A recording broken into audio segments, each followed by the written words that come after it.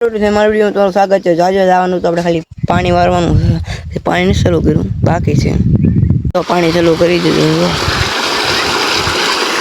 તો પછી તો પાણી ચાલુ કરી દીધું. બેમાં પવાઈ ગયું, ત્રીજામાં ચડાવેલ છે. આપણે કેરીના ખોખા લેવા જાવી છે હવે. તો બે લાપા બાકી રહ્યા, 4 પાઈ જ નહીં પવાઈ જશે. 4 બે બાકી હવે.